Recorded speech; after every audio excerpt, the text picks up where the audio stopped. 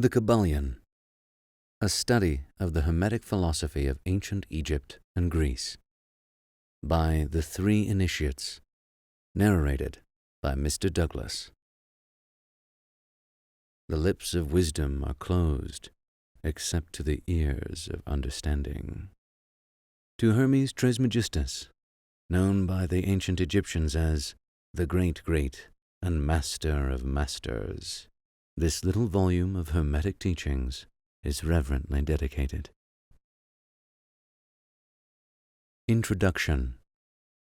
We take great pleasure in presenting to the attention of students and investigators of the secret doctrines this little work based upon the world-old Hermetic teachings. There has been so little written upon this subject, notwithstanding the countless references to the teachings in the many works upon occultism, that the many earnest searchers after the arcane truths will doubtless welcome the appearance of the present volume. The purpose of this work is not the enunciation of any special philosophy or doctrine, but rather it is to give to the students a statement of the truth that will serve to reconcile the many bits of occult knowledge that they may have acquired, but which are apparently opposed to each other, and which often serve to discourage and disgust the beginner in the study. Our intent is not to erect a new temple of knowledge, but rather to place in the hands of the student a master key, with which he or she may open the many inner doors in the temple of mystery through the main portals they have already entered. There is no portion of the occult teachings possessed by the world which have been so closely guarded as the fragments of the Hermetic teachings, which have come down to us over the tens of centuries which have elapsed since the lifetime of its great founder Hermes Trismegistus, the scribe of the gods, who dwelt in old Egypt in the days when the present race of men was in its infancy. Contemporary with Abraham, and, if the legends be true, an instructor of that venerable sage, Hermes was, and is, the great central sun of occultism, whose rays have served to illumine the countless teachings which have been promulgated since his time. All the fundamental and basic teachings embedded in the esoteric teachings of every race may be traced back to Hermes.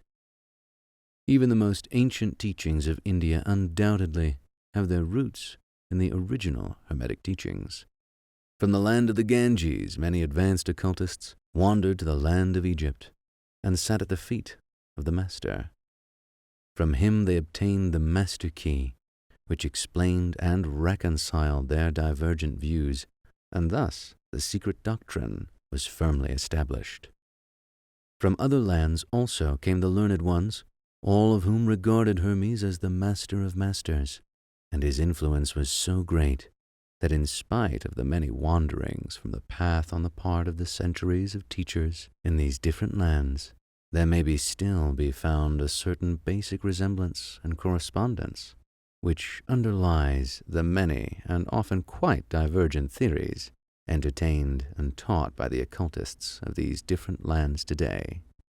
The student of comparative religions will be able to perceive the influence of the Hermetic teachings in every religion worthy of the name now known to man, whether it be a dead religion or one in full vigor in our own times. There is always a certain correspondence in spite of the contradictory features, and the Hermetic teachings act as the great reconciler.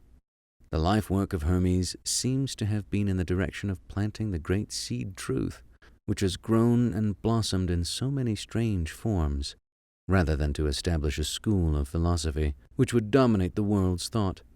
But, nevertheless, the original truths taught by him have been kept intact in their original purity by a few men and women in each age, who, refusing great numbers of half-developed students and followers, followed the Hermetic custom and reserved their truth for the few who were ready to comprehend and master it.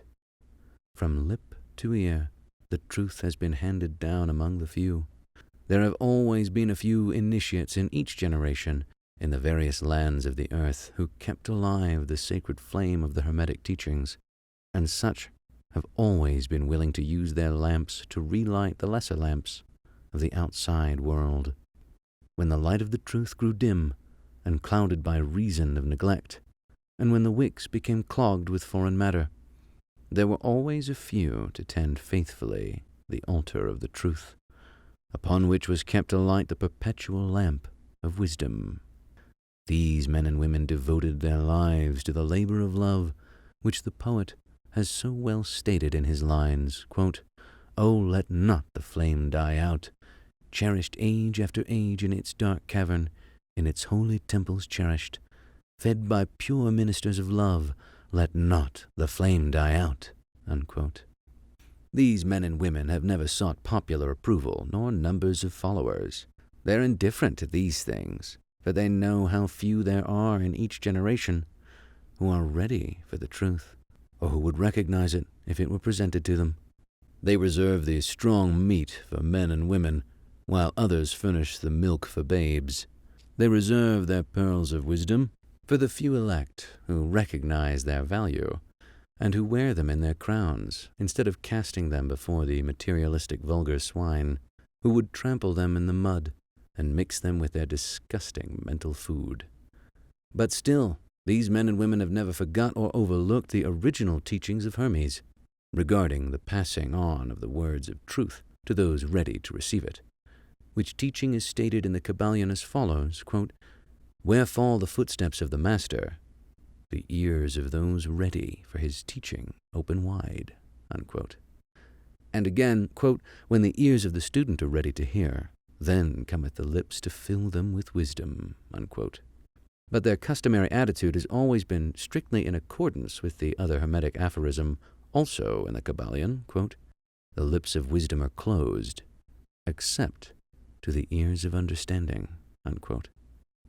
There are those who have criticized this attitude of the Hermeticists, and who have claimed that they did not manifest the proper spirit in their policy of seclusion and reticence.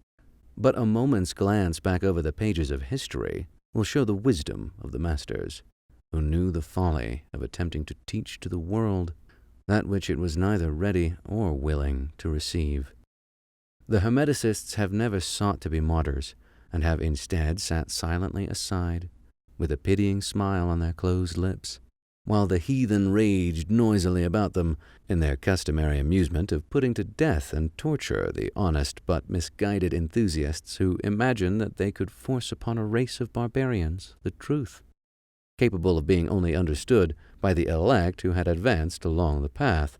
And the spirit of persecution has not, as yet, died out in the land. There are certain Hermetic teachings which, if publicly promulgated, would bring down upon the teachers a great cry of scorn and revilement from the multitude, who would again raise the cry of "Crucify, crucify." In this little work we have endeavored to give you an idea of the fundamental teachings of the Kybalion, striving to give you the working principles, leaving you to apply them yourselves, rather than attempting to work out the teaching in detail. If you are a true student, you will be able to work out and apply these principles. If not, then you must develop yourself into one, for otherwise the Hermetic teachings will be as words, words, words to you. The Three Initiates.